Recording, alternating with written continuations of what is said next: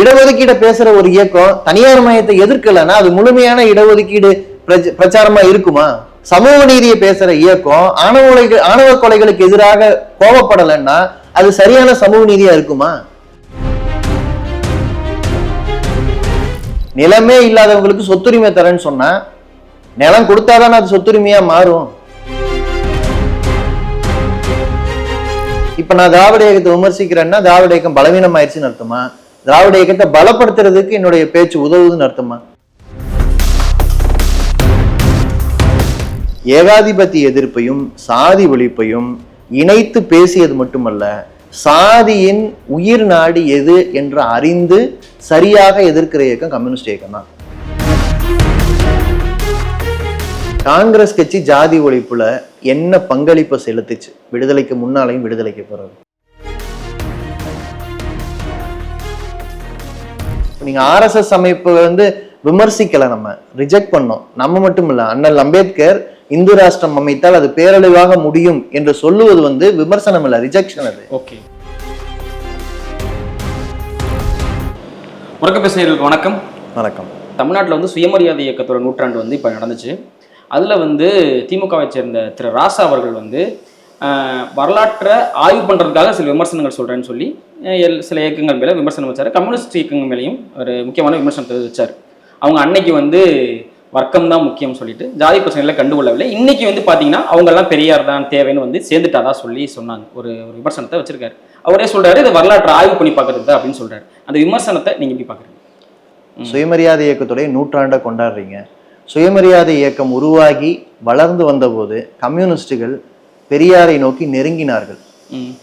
எப்போது சுயமரியாதை சமதர்ம இயக்கமாக அது மலர்ந்தது என்பதை அந்த வரலாற்றை திரும்பி பாருங்கள். ஆனால் கம்யூனிஸ்டுகளுடைய ஆழமான விமர்சனம் பெரியாரை நோக்கியே நாங்கள் எந்த இடத்தில் வைக்கிறோம்னா, எப்ப ஈரோட்டு திட்டத்தை அவர் கைவிட்டாரோ அதை தான் நாங்கள் ரொம்ப கூர்மையான விமர்சனத்துக்குரிய விஷயமா நாங்கள் பார்க்குறோம். இன்னைக்கும் நாங்கள் அதை மாற்றிக்கல.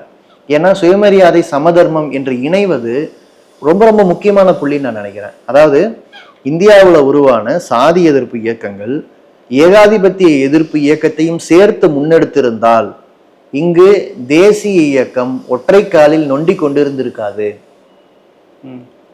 ஜாதியை எதிர்க்கிறவன் தான் ஏகாதிபத்தியத்தையும் பிரிட்டிஷையும் எதிர்த்து இந்தியாவுக்கு விடுதலை வாங்குற இடத்துக்கு வரான்னா, அந்த இயக்கம் தான் வருதுன்னா, இன்றைக்கு தேசிய இயக்கம் நொண்டி கொண்டிருக்கிற நிலைமை அது அடைந்திருக்காது.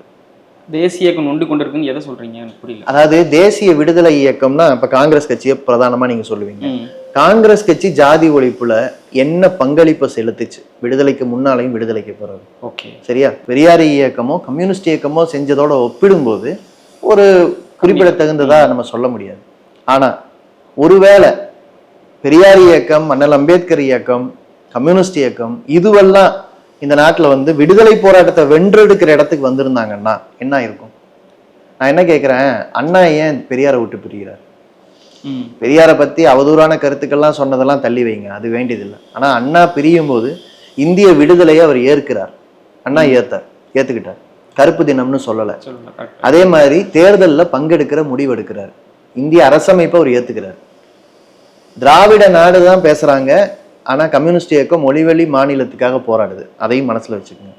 அப்போ இந்திய விடுதலையை ஏற்பது என்பது ஏகாதிபத்திய எதிர்ப்பில் கிடைத்த வெற்றியை ஏற்றுக்கொள்வது. அதனாலதான் மக்கள் மத்தியில திராவிட இயக்கத்தின் நீட்சியாக திமுக மக்கள் மத்தியில வேறுபிடிக்க முடியுது. கம்யூனிஸ்ட் இயக்கம் வேறுபிடிச்சதுக்கு காரணமும் அதுதான். விடுதலை போராட்டத்திலையும் கை நீங்க வச்சிருக்கீங்க, இன்னொரு பக்கம் சாதி ஒழிப்புலையும் கை வச்சிருக்கீங்க. இப்ப நாமெல்லாம் இணையறோம்னா நம்முடைய எதிரி நாம் வலுவாக இல்லாத பகுதிகளிலிருந்து எழுந்து வந்திருக்கிறான். அதை முதல்ல புரிஞ்சுக்கணும். இப்ப கேரளாவில RSS வளர்ந்து வந்துருச்சு, தமிழ்நாட்டுல RSS வளர்ந்து வந்துருச்சு, அப்படி இல்லை. ஒன்றிய ஆட்சியை பிடிச்சிட்டு நாம வலுவாக இருக்கிற பகுதிகளில் நம்மை பலவீனப்படுத்துவதற்கு ஊடுருவுது. அது வலுவடைந்திருக்கிற இடத்தில் திராவிட இயக்கம் கிடையாது, கம்யூனிஸ்ட் இயக்கம் கிடையாது. அவங்க வேறு பிடித்த இடத்தில் இதையெல்லாம் பலவீனமாக இருந்த சாத்தியத்தை பயன்படுத்தி கொண்டு அவர்கள் வந்திருக்கிறார்கள் என்பதை நீங்க புரிஞ்சுக்கணும். அப்போ நாமெல்லாம் இணைஞ்சிருக்கோம் அப்படின்னா நம்முடைய எதிரியின் அபாயத்தை புரிந்து கொண்டு இணைந்திருக்கிறோம். நம் எல்லோருக்கும் பலவீனங்கள் உண்டு, அப்படி பார்க்கணும். நான் இதுக்கு மேல அவருடைய ஆர்குமெண்ட்டுக்கு பதில் சொல்ல விரும்பல. ஆனா இந்திய வரலாற்றில் ஏகாதிபத்திய எதிர்ப்பையும் சாதி ஒழிப்பையும் இணைத்து பேசியது மட்டுமல்ல, சாதியின் உயிர் நாடி எது என்று அறிந்து சரியாக எதிர்க்கிற இயக்கம் கம்யூனிஸ்ட் இயக்கம் தான். ஜாதியை ஒழிக்கணுங்கிறதுல பெரியாருக்கு முக்கியமான லட்சிய பதாகை அவர் தான் பிடிச்சு முன்னால போனார், நம்ம இல்லைன்னு சொல்லணும். ஆனா அந்த படிப்பினையை உள்வாங்கி கொண்டு புரட்சிகர போராட்டத்தோடு இது இணைக்கிற சாத்தியம் யாருக்கு இருக்கு? புரட்சிகர மாற்றம் இங்க தேவைன்னு சொல்ற ஒரே இயக்கம் எது? கம்யூனிஸ்ட் இயக்கம் தானே.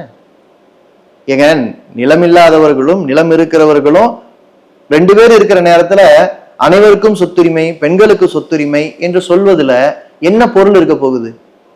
அம்பேத்கர் அதை கேட்டாரு. நிலமே இல்லாதவங்களுக்கு சொத்துரிமை தரேன்னு சொன்னா நிலம் கொடுத்தாதானே அது சொத்துரிமையா மாறும்.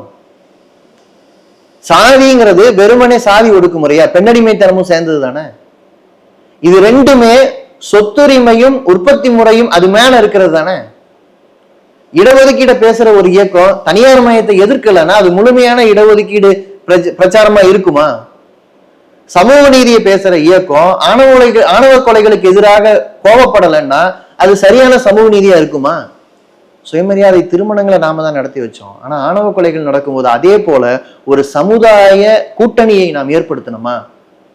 சுயமரியாதை பாதுகாப்பதற்காக, முற்போக்கு தமிழ்நாட்டை பாதுகாப்பதற்காக இந்த விவாதங்கள்லாம் நடப்பதற்கு சுயமரியாதை இயக்கத்தின் 100 பயன்படும்னா மிகச்சிறந்த விஷயம், நல்ல விஷயம். இதை நாம நடத்தலைன்னா இதெல்லாம் நம்மளுடைய பலவீனமாக RSS இயக்கம் முன்வைக்க பார்க்கும். அது அது அது அது அது அவ்வளவு பலமான இயக்கமா அப்படின்னு கேட்காதீங்க.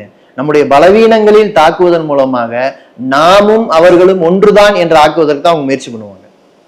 எப்பவுமே அவங்க அதான் பண்ணுவாங்க. நாங்க மோசம் தாங்க, எங்களை விட அவங்களும் மோசம் அப்படின்னு சொல்லும்போது மோசமான 2 தான்னா மக்கள் முன்னால சாய்ஸ் இல்லைங்கிற ஒரு நிலையை ஏற்படுத்துவாங்க. இப்ப திராவிட இயக்கம் பெரியாரிய இயக்கத்தின் மேடையில் நின்று பேசுவது என்பது ரொம்ப முக்கியமானது கம்யூனிஸ்டுகளுக்கு. இங்க வீரபாண்டியன் தோழர் ரொம்ப நிதானமா பக்குவமா அதற்கு பதில் கொடுத்தாரு. இடதுசாரி இயக்கங்கள் மேல வைக்கிற விமர்சனத்தை எப்படி சொல்லுவாங்க அப்படின்னா, உங்களை பெரியாரை விமர்சிச்சுட்டார், அப்ப அம்பேத்கரை விமர்சிச்சிருக்காரு அப்படின்னு சொல்லி தலைவர்கள் எல்லாம் ஒரு இயக்கத்தை விமர்சிச்சிருக்காங்க. அதனால பாத்தீங்களா நீங்க தப்பான அரசியல் பண்ணிக்கிட்டு இருக்கீங்க அப்படின்னு சொல்லி சமூக வலைதளங்கள் நீண்ட நாளாவே எதை கேட்டாலும் எப்படி சொல்றது, ஒரு தலைவர் விமர்சிச்சிருப்பாரு, பாருங்க அந்த தலைவர் விமர்சிச்சிருக்காரு, தலைவர் விமர்சிச்சிருக்கான்னு சொல்லுவாங்க. விமர்சிச்சதுனாலேயே ஒரு இயக்கம் அந்த தத்துவம் தவறு இல்லை, அந்த கட்சி தவறு செஞ்சிருக்கு அப்படின்னு புரிஞ்சுக்கலாமா? இல்ல, விமர்சனத்துடைய அடிப்படை என்னன்னு பார்க்கணும். நான் பெரியாரோ அண்ணல் அம்பேத்கரோ கம்யூனிஸ்டுகளை புரிந்து கொண்டு அடிப்படைகளை விமர்சித்தார்கள்னு நான் பார்க்கல. அது அரசியல் ரீதியான விமர்சனம். அன்றைய காலகட்டத்துல நடத்திய போராட்டத்துல நாங்களும் வச்சிருக்கோம். நான் பெரியாருக்கு எதிராகவோ அம்பேத்கருக்கு எதிராகவோ கம்யூனிஸ்டுகள் விமர்சனம் வைக்காம இருந்திருப்பாங்களா சமகாலத்துல போராடும் போது? அது விஷயம் இல்லை. ஆனா அடிப்படைகள் என்ன அப்படிங்கும்போது சுரண்டலை ஒழிக்கிறதுக்கு இது வழிமுறைன்னு அவங்க போறாங்க, இல்ல வேற வழிமுறைன்னு நம்ம போறோம்னா, நான் ஒரு விஷயத்த சொல்லிடுறேன், இந்த எல்லா இயக்கங்களும் சமகாலத்துல இன்னைக்கும் அதே எதிரிகளுக்கு எதிராக தான் போராடிக்கிட்டு இருக்கு. நாம ஏதோ ஜெயிச்சுட்டு எவாலுவேட் பண்ணிட்டு இருக்கிற மாதிரி பேசிக்கிட்டு இருக்கோம். களத்துல போராடிக்கிட்டு நம்மளை பட்டதீட்டிக்கிட்டு இருக்க வேண்டிய இடத்துல நம்ம இருக்கிறோம். இப்ப விமர்சனம்ங்கிறது ஒருத்தரை இன்னொருத்தர் பட்டதீட்டுறதுக்கான ஆயுதம். இப்ப நான் திராவிட இயக்கத்தை விமர்சிக்கிறேன்னா திராவிட இயக்கம் பலவீனம் ஆயிடுச்சுன்னு அர்த்தமா? திராவிட இயக்கத்தை பலப்படுத்துறதுக்கு என்னுடைய பேச்சு உதவுதுன்னு அர்த்தமா? நீங்க ஆராசா பேசுனது இல்ல வேற ஒருத்தர் பேசுறது நாளைக்கு புக்கா வரும்போது இதை எடுத்து மேற்கோள் காட்ட வாய்ப்பு இருக்குல்ல. இந்த தலைவர் பேசினார், அந்த தலைவர் பேசினாருன்னு. அப்ப அன்றைக்கு அதை பார்க்கும்போது அந்த கான்டெக்ட்ல புரிஞ்சுக்குவீங்களா, இன்னைக்கு நடந்த விவாதம்ங்கிற கான்டெக்ட்ல புரிஞ்சுக்குவீங்களா? ஒரு ரிஜெக்ஷன் வேற, விமர்சனம்ங்கிறது வேற. நீங்க RSS அமைப்பு விமர்சிக்கல, நம்ம ரிஜெக்ட் பண்ணோம். நம்ம மட்டும் இல்ல, அண்ணல் அம்பேத்கர் இந்து ராஷ்டிரம் அமைத்தால் அது பேரழிவாக முடியும் என்று சொல்லுவது விமர்சனம் இல்ல, ரிஜெக்ஷன். அது அண்ணல் காந்தி இவர்களை ஏற்க முடியாது, இவர்கள் அபாயகரமான அமைப்பை சேர்ந்தவர்கள்னு சொல்றாருன்னா அது ரிஜெக்ஷன். ஆனா உரையாடல் ரிஜெக்ஷன் கிடையாது. இன்னொன்னு, இடதுசாரிகளை பொறுத்த வரைக்கும் ஒரு புரட்சிகர மாற்றத்தை நோக்கி போகிற பயணத்துல இருக்கிற ஒரு மிகப்பெரிய ஒரு போராட்டத்தை கையில் எடுத்தது ஒரு அமைப்பு. மாநில ஆட்சியை பிடிக்கிறது தேவைதான், தொகுதிகளில் வெற்றியை சாதிப்பது தேவைதான். ஆனா இது எல்லாவற்றையும் ஒரு நீண்ட கால இலக்கோட இணைத்தவர்கள் இடதுசாரிகள். ஏன்னா இடதுசாரிங்கிற சொல்லே சோசியலிச மாற்றத்தின் மீது, சமதர்மத்தின் மீது நம்பிக்கை கொண்டவர்கள் என்பதை சொல்லுது. அது நீங்க இப்ப இருக்கிற எக்ஸிஸ்டிங் சிஸ்டத்துல ஏற்கனவே இருக்கிற கார்பரேட் சுரண்டலை அனுமதிச்சுட்டுலாம் பண்ண முடியாது. இப்ப இருக்கிற நில உடைமை முறையை மாத்தி அமைக்காம பண்ணவே முடியாது. பெரிய மிராசுதாரிகள் இன்னும் இருப்பாங்க. கோயில் நிலங்கள் அல்லது மடங்களின் நிலங்கள்னு ஆயிரக்கணக்கான ஏக்கர் நிலங்கள் யாராவது ஒருத்தரோட கண்ட்ரோல்ல இருந்துகிட்டு சுரண்டல் நடந்துகிட்டு இருக்கோம். வரிங்கிற பேர்ல எக்ஸஸா உபரி வந்து சுரண்டப்பட்டுக்கிட்டு இருக்கோம்னா அப்படியே வச்சுக்கிட்டு நம்ம பண்ண முடியாது. இதுல ஏராளமான மாற்றங்கள் வரணும். அதனால இந்த மாற்றத்தை கொண்டு வருவதற்கு களத்திலிருந்து எழுச்சிகர போராட்டம் நடக்கணும். ஏதோ மேல இருந்து திணிச்சு கொண்டு வருது இல்லை. ஸோ இந்த போராட்டங்களை தொடர்ந்து முன்னெடுக்கணும்னு இருக்கிற இடதுசாரி இயக்கத்துக்கு ஒரு நீண்ட போராட்டம் இருக்கிறதுனால இன்னுமே ஏராளமான விமர்சன கணைகள் தேவை. அப்பதான் இன்னும் ஷார்ப்பா நம்மளை மாத்திக்கிட்டு தொடர்ந்து போராட முடியும். நம்பலாம். நன்றி தொடர்.